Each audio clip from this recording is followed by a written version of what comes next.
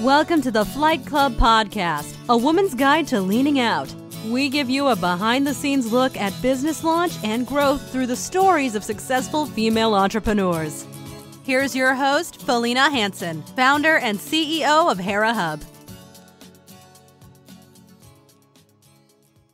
Hello and welcome. I am really excited about my conversation today with Kisa Puckett. Kisa is an amazing entrepreneur. She's a woman after my own heart in regards to branding. We're both marketing and branding gurus. Kisa is the creative director of an agency called Pink Icing, which I just absolutely love the name of a brand. And she is the founder of Bonafide Impact Summit and the Business Diamond, which we'll talk about. She helps new and established entrepreneurs and business owners get clear, highly visible, and become next level profitable. That's covering it all. I'm excited to learn more about that. She has been very prominent in many organizations that you would recognize, including Techstars. She's also worked with Startup Week and is the marketing director of the Association of Women Business Owners, the National Association of Women Business Owners, which is NABO, as we like to call it. And she's a very busy lady because she's also the marketing chair of SCORE, which stands for Service Corps of Retired Executives. It's kind of a family member of the Small Business Administration, and she works in the Inland Empire area. Kisa and her work have been featured in many publications here locally, the Union Tribune, iHeartMedia, We Are Beautiful magazine, which I haven't seen that yet. I would love to see a copy of that. The Valley Business Journal, and Menifee Buzz. And Menifee is a region in the Inland Empire. So with that, welcome to the show today, Kisa. Thank you for having me. Yes, I'm so excited to be here. I'm excited to share your story, and you have quite a story. So take us back and take us along your career path. Well, it's funny because just as you're, going over my bio, I'm like, wow, I am busy. Yes. And that's pretty much the story of my life, I want to say, even going back as far as to my early 20s is when I originally started in the business world. Actually, when I really think about it, straight out of high school, I was like, I need an entrepreneurship venture. And that's kind of where I started. Yeah, that's where I started at. And it was funny because it was one of those times where you're like, okay, I'm really good at this particular thing, but early 20s, I was absolutely just in fear of doing something too grand and taking the leap of faith that early on. So I actually ended up, I was in cosmetology at the time, and the first venture was going to be a day spa, and I kind of took another route and went into the restaurant business.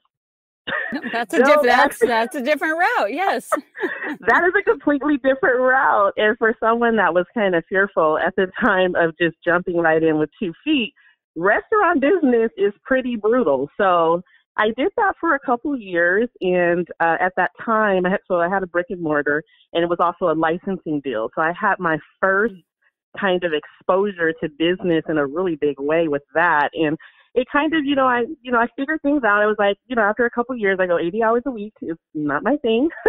And restaurant is probably not my thing.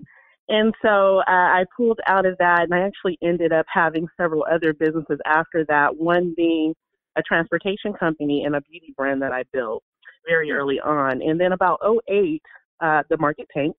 I had to bring my trucks off of the road because there was nothing going on at all, pretty much, as far as, construction and building and just movement just pretty much stopped. The real estate market was pretty crazy at that time. And so I decided at that time, I had my youngest child, Jaden, and decided to say, you know what, let me just hold on for a minute, go back into W-2 world for a moment, and figure some things out because it was kind of a crazy time. And so I did that for it was supposed to be 2 years. I was in local government. So I worked for a couple local municipalities. Did that for about 7 years. And I said, you know what? I am living, breathing, the blood that's running through me all says business owner, entrepreneurship. So I had to get back out. And that's when we came up with last year, actually, Pink Icing. I had been doing marketing and branding for over 18 years, and it was my love. I did it in my businesses and brands and with the organization. So I was like, I have to do this full time. And that's where I transitioned. I love it. Now, talk about the name, Pink Icing. I mean, we know what Pink Icing is, but how did you decide on that? Yeah, so it's funny because when I come across, I mean, it's something that everyone pretty much remembers, but the first time they hear it, they're like, is it a bakery? I'm like, no, it's actually not a bakery. So basically the pink is just like red, my love for entrepreneurship, and in particularly my love for women in business. So that's what the pink represents. And then the icing part, and I explained this on my website too in further detail, but the icing part is the branding. It's the pretty stuff. It what makes you look absolutely amazing, which is my world and kind of my zone of genius is in the marketing and branding space. So that's where the pink icing came from. I love it. Well, it is memorable. Yeah. And as somebody who is a branding expert, you've got to have something that's memorable. I want to back up here a bit and ask a few questions about your journey here. Yeah. How did, so you talked about 2008. I can't even tell you, I have the same conversation on almost every female entrepreneur I talk to. Yeah. They're like, I'm going along, and then 2008 hit. Everything like blew and then up. Life, yeah. Yeah. Oh my goodness. It's so true. But you went into city government. Like, this is a totally different realm. How did that come about? Well, it's funny because I know I kind of, like I said, I've done so much, and I kind of like skipped over a piece of my time in government before it was kind of almost overlapping the restaurant days. I worked at court, and that was like one of the many first things that I wanted to do. I'm like, you know what? I want to see what it's like to work in the legal realm. And so that was actually my first taste of government. So when I came out of, just doing the full-time business owner entrepreneurship venture in 2008, it was very slim pickings when it came to what was available at that time.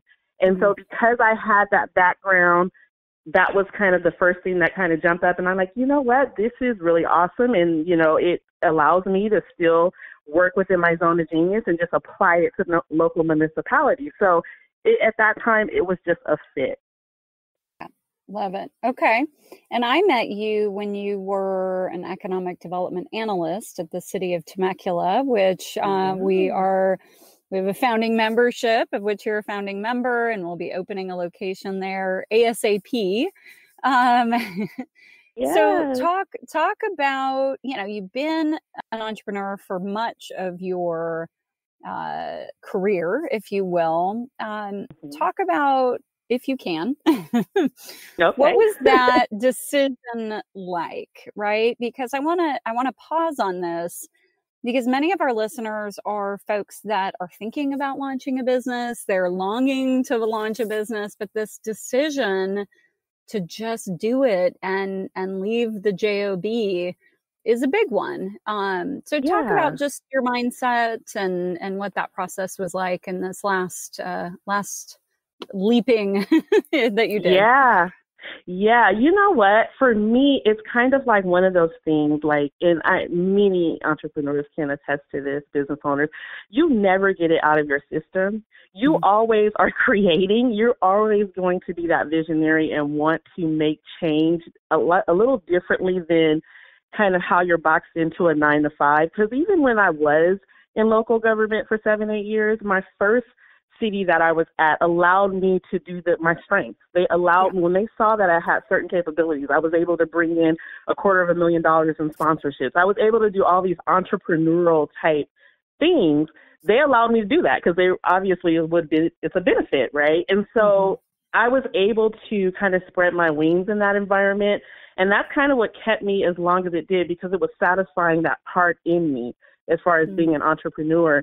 And when we met, Selena, I was over at Economic Development, which was I pretty much had at that point had worked in almost every department within a city at that point. And so economic development was even more in alignment with what I wanted to do, because I'm working with the business community, I'm doing the marketing and branding and, you know, attracting different businesses and organizations to the city. So it was a lot of it was in alignment. But then I came to the place where I'm like, okay, there's still those restrictions, there's still those boundaries of what you can and cannot do within, you know, a space, a 9-to-5 space, and especially when you're talking about something as restrictive as government. And so I knew at that point in time, when it came to that place for me, I know I had to make the decision to really do what I felt I was called to do. And I was being limited in that way. And so that was, for me, was the biggest decision that I made then, to say, okay, I need to go back and do what I'm absolutely passionate about and what's going to allow me to impact the most people. Yeah, love it. Good. Well, I'm glad you did. Yes. So, I want to get to your business a little more in detail, some of the, you know, work you're doing, maybe some case studies, if you will, of some companies you've worked with. But before I do that, I want to talk about NAWBO, the National Association of Women Business Owners. We share that link. I took on the NAWBO president position here in San Diego back a few months ago, and I know you're the director of marketing for Inland Empire. Got to spend some great time with your tribe recently up in Los Angeles at a strategic planning day. So talk about your interest in NAWBO and you know, just what you're up to in your chapter up there in Inland Empire. Yeah, well, it's so funny because I feel like all of these things are really like in a divine order. I actually came to know NAWBO when I was transitioning from local government, and there was a large event that I did. It actually was Startup Week that I spearheaded there, and was very successful in Temecula, and that's how I was able to meet some of the NAWBO sisters and all of that, and learn more about the organization. And as I was transitioning, my love and alignment as far as supporting women in business, and then also the main piece, which just really stuck out for me, was the advocacy part of it, of NAWBO. And so that was super important, because it then extended even beyond me just wanting to be a support system or someone that I could, you know, people could come to, women can come to when they were either starting a business, struggling, trying to scale, needed that direction and things like that. It allowed me to be within that space and really contribute. And so that's what really, you know, it was such alignment that I just had to do it. And just the whole NAWBO sister, like the community of all of that, I absolutely love. So it just really fell in alignment, and the timing was just perfect. And so that's why I ended up taking that next step. Yeah, that's what attracted me to NAWBO as well, is the advocacy work, the influence public policy decisions at the state and federal level. The way I like to say it is, if you don't like what you see in politics, whether it's local, state, or federal, but you're not ready to run for office yet, right. Get involved in NAWBO and have a unified voice for some of the issues that affect women business owners. So it is absolutely a unique positioning for NAWBO, and that's what I'm excited about as well. So actually, I'll touch on SCORE, and then we'll wrap up with talking about your business and some of the projects you're working on. So SCORE, again, stands for, or initially stood for, I think they've tried to kind of get away from this acronym, but it originally stood for the Service Corps of Retired Executives, funded through the Small Business Administration, kind of a sister organization to the Small Business Development Centers that are around the country. So talk a little bit about the work you're doing at SCORE, Inland Empire, and how that's helping entrepreneurs. And obviously, you're not a retired executive quite yet. No. So not yet. So like you said, I think that's being massaged, and that will kind of end up shifting to something a little bit different, because you're right. I'm not retired. I'm ways for that. And I feel like even when I'm of age to do that, I probably still will not technically be retired. So we'll just see. But yeah, so SCORE again, it just came with and I'll talk a little bit about what we're doing specifically, but that alignment piece again. And it's so funny how the timing goes. I actually just assumed the role as of October the 1st, 2019, this month. And I started out really just doing more of the instruction and giving back that way. I was already doing a percentage of my business under Pink Icing, giving back to the community, doing free workshops. I was already doing that. And so because of, and by this time when I connected with SCORE, I had already had like about 16 different events giving back to the business community and educating on, certain, different topics. So as that was happening, I actually was, SCORE reached out to me and I was able to connect with them, and then it grew into more, and they said, hey, you know what, we really like the impact and what, the skill set and all that stuff. Would you think about kind of coming on the board? And so that's kind of when that happened. And I said, absolutely. And so what that looks like now, SCORE is already an amazing organization. What that looks like for us in the Inland Empire, and my role as marketing chair, is really just amping up and elevating that brand awareness so that people are aware of it, and then also elevating the types of workshops that we're having, so that even becomes more of an attractive thing for people, like mainstream things that are happening now, trending things that are happening now, that, so many business owners and entrepreneurs are trying to get an understanding about, trying to wrap their heads around. Things like, even simple things when it comes to social media, like live streaming and on-camera confidence, and so many other areas that people are looking for resources and education. We're going to be able to offer that throughout some of our elevated experiences now. And so that's kind of my role with SCORE, is really working with our workshop chair and the rest of the board to bring that type of experience to the region. Love it. Fantastic. All right, let's get to your business. Yay! So Pink Icing, you really offer a lot: branding, messaging, PR, marketing strategy, community building, helping folks identify their ideal customer. It's great. You're using all your, so maybe give us maybe some examples of the types of clients that you've been working with. Yeah, so for pretty much everything that you named there, it's funny because the way that I get to that list is really because it's a customizable experience for a client. You first go in, for example, as, doing the creative side of things, whether they need a website or they need a funnel strategy, and then you find that there's other things in there that are not quite put together. So it ends up bullet pointing out to some of the other things that I have a skill set for, and that's kind of how that comes about. But in general, I work with small businesses. I work with quite a few small businesses, those that are coaches, consultants. But then I also, on the larger organization side, work similar to how I would do with organizations that I sit on boards for, pretty much the training, the education, whether it's the boots on the ground staff or whether it's executive level training on specific things dealing with marketing and program development and branding and how all that ties together. So I'll work on that end. But a lot of my work, I want to say a good 70% of it, is really dealing with the small business community, the service providers.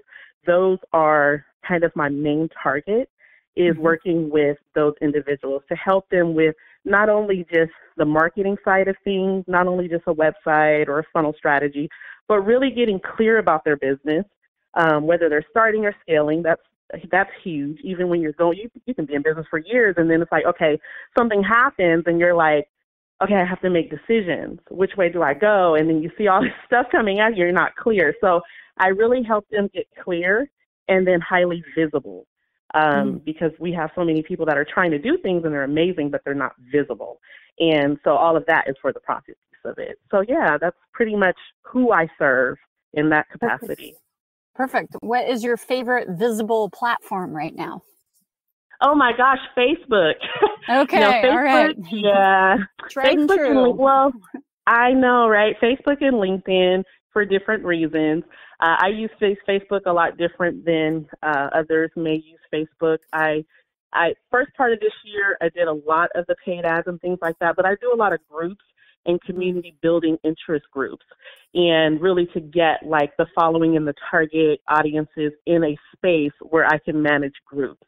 And so that's pretty much how I use Facebook. I use it for that, not so much of the cute posts and I do that too, but it's more for the community building piece. And then LinkedIn is going to be more for that professional, like, what we use LinkedIn for. So yeah, that would be the two. Still a Facebook fan. I can't get away from it either, even though I sometimes want to. I know. And it's funny because, you start one way and then it's like, okay. And then you discover this other thing and you're like, you know what? Now this is like taking a still within Facebook. And it's like, as they change and favor different parts of the platform, like the Facebook groups, then it's kind of like that becomes attractive. And so it's just worked really well in my business and clients that I just go with it. Yeah, it's still a massive audience and probably reaches one of the broadest audiences where in Instagram, which, is now part of Facebook, of course, is, it's a great platform as well, but the audience is a bit more narrow. It's always interesting to me, we've all seen this over time, right? Like, what's the latest, greatest platform, and then how long does it last? And, even platforms like Snapchat that are targeting younger audiences, you just, you don't hear about it anymore, right? And then it used to be Musical.ly, and now it's TikTok, and, now you got to be on that. It's constantly changing. Yeah, and that's what I say. Exhausting. That's the clarity piece. It's like, you feel like stuff changes like every 6 days. And that's why I tell people, like, whatever platform you're using, because you have people that think, oh my gosh, I got to be on every single platform, and whatever comes out, I have to be there. And I'm like, the most important thing you need to do is capture the people that you're in front of. Like your email list, that is the most important asset. Let's focus on that, not your shiny object syndrome over here. Exactly. So it's just one of those things. It's just, it's like a kid in a toy store. Oh, what's that? Oh, what's that? But I think when we come back to the basics of what we're doing as far as you're building relationships, one, or at least you should be looking at it that way, and you need to be capturing those contacts and those relationships outside of platforms you do not own. So that's key. Great advice. Yeah, you can have, 5,000 friends on Facebook, but if you have no other way to get in touch with them than Facebook, that starts to be an issue. Absolutely. Yeah.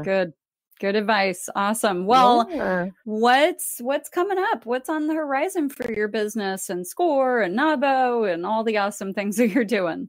I know everything. I'm super excited going into 2020. So I'm rounding out this year in November 6th, 7th, and 8th with a 3-day virtual summit. That's also going to be a in-person networking event each night in several cities across the country. It was kind of like one of those visionary things like, oh my gosh, this would be totally amazing. And it's focused on women in business. And so I'm really excited to have that come out because that was something I had been thinking about over the course of the year, having Pink Icing signature event. It's called Bonafide Impact Summit. And it's just like it says, Bonafide Impact, and really just empowering women, but not just empowerment, but also like education and just high level things that they need to know to round out the year and prepare for 2020. So I'm I'm really excited about that. And then next year, it's just going to be more of that type of stuff. I also have a educational platform where I'll be teaching a lot of teaching around marketing and branding for small businesses and entrepreneurs. So that's mainly going to be my focus going into 2020. Love it. Awesome. Well, if our listeners want to get in touch with you, what's the best way for them to do that? Yeah, you can actually just go straight to my website. Like you were saying, we talked about, I have quite a few things going on. But I know. It's like, you can go here, you can go here, you can go here. Yeah, it's so funny. Yeah, it ends up being like 10 things later. So you go to my website, it's getpinkicing.com, get, G-E-T, pinkicing.com. And if you go there, you can see all my contact information, phone number. Also, you can contact me through the page and then email me and all that good stuff. So that's the best way to connect. Brilliant. Wonderful. Thanks so much for your time, Kisha. Yes, thanks for having me. I so appreciate this. This was fun. Yes, it was. Thank you for joining this week's episode of Flight Club, sponsored by Hera Hub. We look forward to sharing more success stories with you soon.